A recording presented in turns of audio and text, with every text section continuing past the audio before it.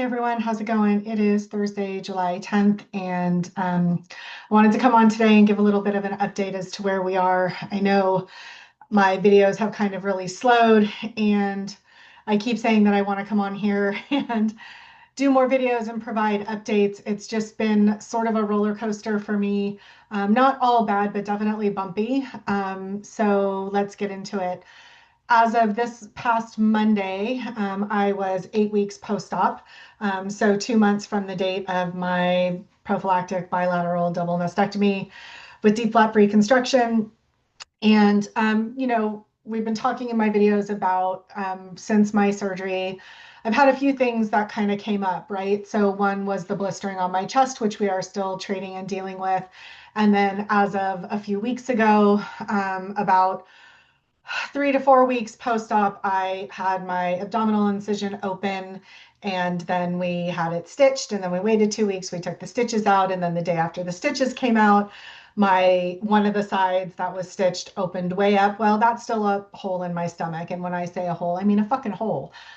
So it is about 2 inches long, about a half inch wide, and about a quarter, I think a quarter inch deep. So it's a hole. Not awesome, but manageable. We have been working with home health care and, treating it. We've gone through a variety of treatments where, um, we first were just keeping it really clean and kind of watching it, and then it started to get the slough in it. So I talked about this in a previous video where then we started packing it with this material called Zero Form and then bandaging that up and then trading that out every couple of days. And then as of recently, I met with an actual wound specialist who all this guy does is deal with wounds, how to get them to heal, what they look like, how deep are they, what is the, what are the details behind it, because wounds have like these 6 components that make up the details of a wound. So they know how to treat it, what the skin's like, what level it's at before they know it's healing, blah, blah. So it's been really interesting to start working with him. And that started a little over a week ago. And so we moved to this new product called Silver Hydrogel. So I was treating the blisters on my breast and the necrosis with Silver Dean, which is essentially a lotion that has silver in it because it penetrates the dead tissue. It helps that tissue underneath to grow, and it helps bacterially keep that all really subdued, right? And then the idea is that eventually the new skin will be allowed to kind of grow underneath and get that other skin to soften and shed essentially. So now we're working with a silver hydrogel, and that does even more. So the gel is actually stronger than the cream. The silver penetrates further, and that additional moisture, because it's a gel, really breaks down that dead skin, penetrates it, takes it from black to like a white, and then eventually the white will fall off. So you've probably seen this if you've ever had a scab and you put Neosporin or Bactracin on it or something, and it goes from that black, red, bloody, whatever to the white, and then eventually it kind of fades away, and then you have a little bit of a scar, but you have new skin underneath. So that's essentially what we're doing with my breast tissue with the silver hydrogel, and then also packing the stomach wound with that gel as well. And in the stomach wound, what's really interesting is, so there is this white barrier that's there, which is this slough, and the gel is actually keeping the wound moist, but because it is antimicrobial or antibacteria, it is allowing that slough. Basically, it's forcing the wound to spit out the slough. So it's really fucking gross. But it is sort of debriding it from the inside out, right? So when I change it, also because it's a gel, right? It's really goopy and disgusting. But it is doing what it needs to do to get that slough out. So, so 8 weeks in, the whole time I've been dealing with the stuff on my breast. The last 4 weeks, I've been dealing with the stomach wound, and then other additional little pinholes along my abdominal incision, which really have to do with the fact that where I was, so there were points where I was stitched. The one side opened up, the other side closed. But because I have fluid and other stuff happening at this other wound site, it sort of sometimes pushes through in this other opening. So we've had a little bit of leakage there. We've been really monitoring me closely for sepsis, infection, to make sure that nothing happens. We're keeping everything really super clean as much as we can. The way that we change out the bandages, the way that the bandages are put on. It's a lot, right? It is a lot. Now, that being said, the good news is I don't really have a lot of pain. So for my abdominal area and where this incision is, I'm still mostly, so here's the really weird thing. I am still really mostly numb on the outside of my skin. The inside, because it is a fucking hole in my stomach, where you can touch the inside, oh, I can feel that. And it is really weird, both when they are sticking water in there or the saline solution to flush it out, when they poke around to make sure that it's not infected behind the scenes, when they poke it to kind of debride it and pull out some of the goop that's remaining internally, or when we go to pack the wound because you have to stick the gel in there and sometimes you have to use your finger or this sterile big Q-tip thing to put the material inside the wound before you bandage it up. So um, so it feels really weird. Don't love it. Not super painful, but just uncomfortable and stingy for sure. But I don't feel the outside. So the outside, I have like this weird, like I can feel pressure, and it's really nervy, but I don't like feel pain or anything like that. So that's very weird. And my whole abdominal cavity really from below my button to the top of my pubic line again is still numb. It is coming back to life. I mentioned this in another video. So I am getting these weird sparks of nerve and pain because that the skin and the nerves are trying to regain sensation. So there are some spots I can touch and feel, and it feels like pins and needles, still numb, like when your face is waking up from after the dentist and you get that sensation. So pressure and the stinginess of the nerves, but not real feeling yet. So again, still super bizarre. So that should continue to come back over time, but it is very, very bizarre. So my breasts, on the other hand, now, you guys, this is such a process. So you can't really see. I'll kind of give you a little bit. So you can kind of see these bandages. So literally I have these bandages that cover my breasts because from my diagram, right, I have damage or skin necrosis like straight down the middle of my breast and then spread out underneath on top of the flap incision, right? So it's pretty wide here. So with that being said, right, so the way we treat them is by putting on the silver hydrogel and then putting these bandages on over. Again, the idea is that he wants the skin to penetrate, die off completely, have the new skin sort of regrow underneath. And then once that's done, then we can talk about whatever phase two is. We can talk about the point at which we need to debride anything else, meaning surgically remove any of the tissue that is kind of not budging or he feels is ready to come off surgically, essentially. And the reason we're doing this is because there are a lot of women out there who their surgeons will debride right away, right? And that's for, again, there's so many variables that go into it. That could be because they have a lot of fat necrosis behind it because it's, not gonna budge. They've tried these other methods and they're not getting any traction. It could be because they're worried about bacteria and infection. Who knows, right?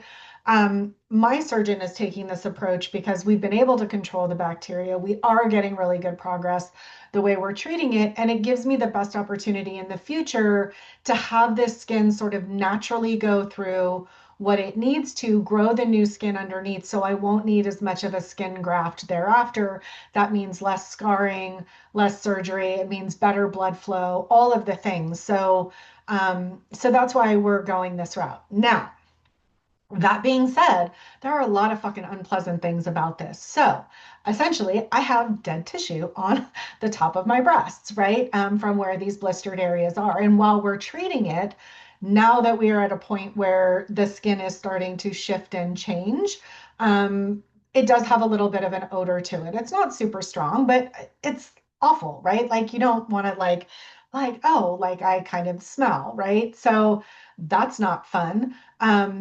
But and then there is the messiness of treating this, right? So right now my regimen is every other day we wash them, kind of sterilize them, if you will. Then we treat them and then we put these bandages on. And then these bandages stay on for a day and a half, right? So you bandage one day, you leave them on the next day, and then you change them the following day. So by the time you take them off, because this is a gel, again, it's, thick and goopy. After it's penetrated the skin, a lot of it does get absorbed into the skin, but then the skin actually starts to release some. So then you have this combination of this weird gel mix slash skin debridement slash goopy, scabby situation, right? And then you have to clean them and then rinse and repeat. So, not a super fun process. But it is something that you have to go through, right? Not every woman goes through this. And I think for me, the challenge has been lately as I've been really frustrated. Again, I'm autoimmune compromised. I've had issues with healing from, scars and incisions previously, some good, some, great, right? And so I wasn't really sure where I was going to fall with this surgery. I was really concerned that I was going to have a lot of problems. So, in the grand scheme of things, I've actually had less issues than I expected, which is awesome. But the issues I have had have been, long and tedious, and so it kind of sucks. And you do hit a wall where you get discouraged about like, fuck, how long is this going to take to heal? Like, what's the scarring going to be? And then, oh, by the way, I have to have a second surgery still. So what is that going to look like? Am I going to run into the same issue? So it's been really hard. But that being said, too, I've also been in support groups with women who have no underlying health conditions, are in great health, skinnier, smaller than me, like super fit, and then had, more issues than I have had. So, it's really just such a wide spectrum as to what can happen during this surgery. So I'm really glad that, I haven't had more complicated or, bigger issues. But that being said, I do just want to be really honest in that, like, what I have had has been really frustrating, right? And there is a part of me too that, like, you kind of disassociate with yourself a little bit because, like, you have to treat the issues. And some days, like, at first, like, I couldn't even look at myself. Like, I couldn't look at myself. I couldn't touch myself.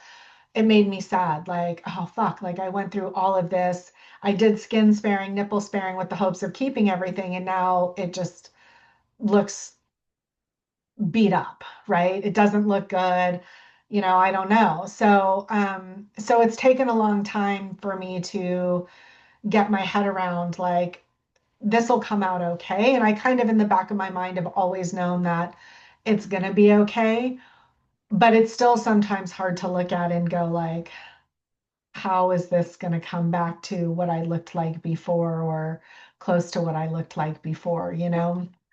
Um, So it's hard. It's definitely a trip with your mind to kind of deal with that. But with my breasts now, we're actually thinking that we're going to switch to yet another medication. So right now we've been on the hydrogel, that's been working really good. But the wound specialist has said that it's called the S scar, which is essentially the tissue that is dead, is starting to lift and it's ready to shift and shed. So there's another product called, I think it's called Santanil, which they are trying to get approved for me to use. And that, unlike the hydrogel, which is kind of antibacterial, moisture driven, silver based to penetrate, this material, this next ointment is to actually help the shin shed, meaning that it is a used for debridement, and it's meant to like really get that dead tissue off your body. And then you have to do that every day, once a day. So we're waiting to get that approved, and we'll see if that happens sometime within the next week. We're hoping maybe by the end of this week because we started it at the top of the week. But because it is really a specialty medication, they really only give you a very specific amount for a specific period of time. It has to be measured. It has to be approved by your insurance. It has to be approved by your physician. It has to be specially measured and calculated by, signed off on by your wound specialist. So it is a little bit of a complicated process, but hopefully we'll get that, like I said, by maybe tomorrow or the beginning of the week, and then we'll start that. For my stomach, um, so the body is so interesting, right? So I explained about the slough and everything else. If all of the slough is out by the beginning of next week and my surgeon approves it, then we're going to start packing it with collagen. So really super cool. And the collagen also has silver in it. And the silver in the collagen essentially makes sure that all of the funky tissue that's in there that shouldn't be in there, right, continues to push out, and it continues to debride the wound from the inside out, right? But the collagen will actually, the body will absorb it in a way, because it's fibrous, that it starts to build its own new fiber connection, and that will help to expedite my tissue to rebuild and fill in from the inside out. So sounds disgusting, but it also sounds really cool and great that that is an option to help expedite this, because they won't really stitch the wound. They need it to close from the inside out. So anything we can do to help expedite that is great. So the hope is that we'll be able to do that next week. So fingers crossed that that all gets going. So physically, how am I doing otherwise? Well, I can't start PT until after I get released from home health care, which means that all these wounds have to be resolved. So I have been finding videos online specifically for deep flap and double mastectomy reconstruction to do at home. So like, look at me go, like, I can raise my arms. Super exciting. So that's exciting. I can stretch out to the side. You will see, it doesn't come through on the video so much, but if you can see, there's also like a rope on this side that kind of concaves in where the muscle line is. I think that I have what's called cording. It's super, super tight. It's not friendly. It's not super painful, but it is not nice. And it runs straight through the middle of it kind of runs on a diagonal. It goes here through this line and down into my breast, into my chest. It's kind of on both sides. It's more predominantly on the right. Not friendly. Cording happens to a lot of people. And it's just where the tissue gets so bound up from everything that's happened. And I really need somebody to help me release it, but I can't get approved for PT until I get released from home health care, which is going to be a while. So, or I can pay out of pocket and go see somebody, which I might do. We're still kind of debating. I see my surgeon actually on Saturday. So today's Thursday. I see him on Saturday for my 8-week post-op and all of this catch-up check-in. So we'll see what he has to say about that. But physically, I'm actually, getting some really good range of motion back in my arms. I can't do anything with my core or my abs yet. So because of the wound, I can walk. I can't really do much of anything else. I have tried to run through some of my yoga and doing my Bikram series that I love so much. Some of it I can do, meaning that I can at least get into position. But there's a lot of it that I can't do because it is a certain amount of core work. And I just can't do that with my abs yet. We don't want anything to be pulling or stretching that area any further apart than what it already is. So I'm really limited there. But I have been doing some like gentle yin yoga. Just being able to be on the floor has been really great. Now that I can actually get myself up from the floor, that's amazing. Um, so that's been really, really good. I've been spending some time kind of sitting and meditating as well, just to, you know, give myself some positive space and some mind space that I would normally get if I were going to yoga, to just really help keep my mind in the right place. I have been trying to walk every day. I'm still between like 5 and 10,000 steps a day. I haven't hit 10,000 yet. Hit nine. I've hit 9,200, I think was my biggest day. So that was good. But I still do get tuckered out. Like I'm lasting longer in the morning, but at that 2 o'clock hour after lunch, like I just go down. I'm not sleeping all the time, but I am getting pretty tired in the afternoon still. So let's see, what else can I tell you? Oh, so I'm back in bed. So, but that hasn't entirely been as lovely as I thought it would be. So the good news is that I can lay flat and get in bed. The bad news is that naturally I am a back and a side sleeper. And with these bad boys, you guys, I can't sleep on my side and I can't sleep on my chest yet. Now, my surgeon has given me like whenever it is comfortable for me to do so, I can. But he would prefer that I don't sleep on my stomach, obviously, because of my wound issue. But I can at least sleep on my side if it is comfortable. But let me tell you, it is not. So I'm able to lay in bed and sleep in bed, and I have to have pillows under both arms and under each side of my breast in order to be able to sleep. I have talked to tons of women in my support groups about how are you sleeping on your back? How are you sleeping on your sides? What does that look like? What are your tips and tricks? And so everybody sort of has something, but it's really about like what's comfortable for you. So it is getting better for me the first couple nights. I've only technically had 3 nights that I've spent the whole night in bed. And this just started last Friday was when I tried again. Because the first time is when I opened up the hole in my stomach. So wasn't super keen to rinse and repeat that. So last Friday, I was so uncomfortable in the recliner. I was like really just kind of kicking around and I couldn't get comfortable. I was like, you know what, I'm just going to try to lay in bed. And I laid down and it was like super comfortable for like the first, I don't know, 30 minutes. And then I couldn't get comfortable. It was like pillows under my arms. I kept wanting to turn. I can't turn. Also, laying flat, when you go to turn, you use your fucking abs, which I can't use. So like it just was really sort of, complicated in trying to get comfortable in doing that. So I kind of wrestled back and forth for half the night, and then finally got back up and went in the chair. I was so tired at that point, I crashed back out. The next night, I think I was so tired from the night before. I tried to sleep in bed. I was able to sleep the whole night in bed. I did get up and use the restroom a couple times, but I was able to kind of do it.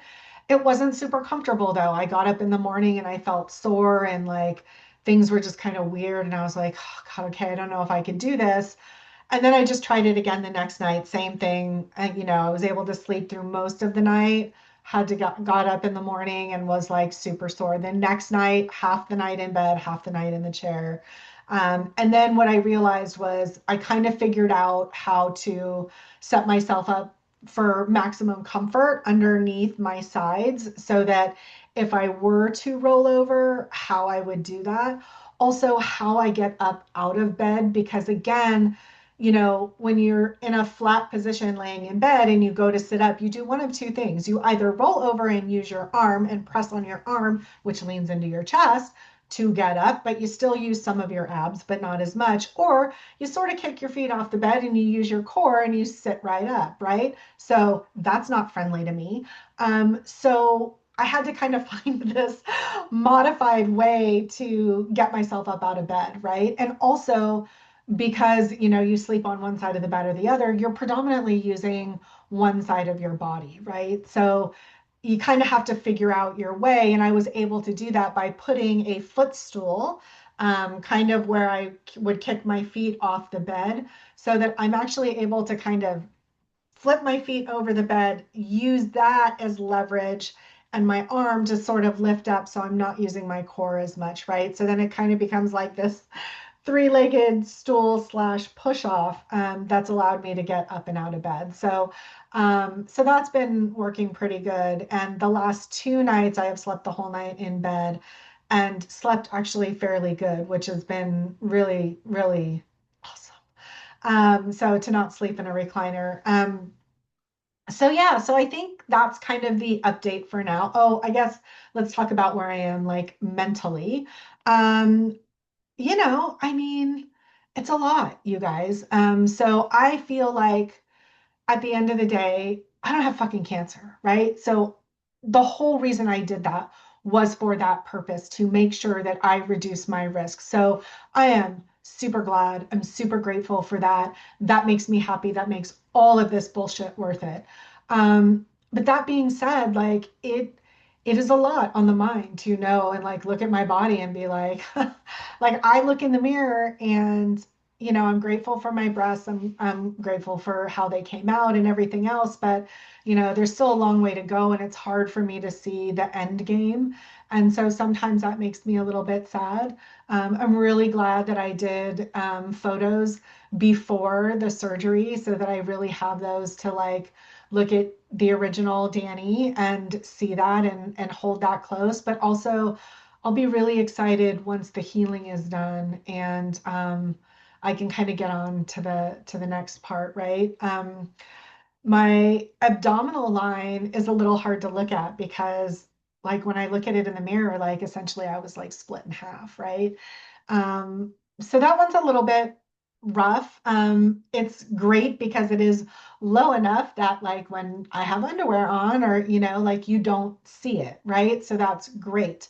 But I feel it. And my incision line right now is kind of thick, right? Because it's still healing and I have this open spot. So that's made it a little bit more, there's more scar tissue built up there. So that's, it's again, it's kind of one of those things you look at and it's kind of hard, but overall, I'm in a much better place than I was at the beginning. I'm not quite as like just randomly weepy all the time. That does happen occasionally. I don't really know why yet. I think it's still just the processing of everything that's going on and due to some of the complications I've had. But it feels really good to be in a place where I'm making progress kind of every day, like both with my range of motion and how much I'm able to move around really now finally starting to see some of the, stuff on my chest really start to shrink, and we're making good progress there. So all of those things make me feel like, yeah, it is a long process, yes, but we're getting on the other side. And again, I just really hold on to that, like my life is different now. That fear of breast cancer is really gone. Like I feel excited about my life. I don't hear the clock of life ticking away or being scared of that moment when breast cancer could come, right? Now, don't get me wrong, there could be, I could still get it because there's a 1%, or under 5% chance that I could get it.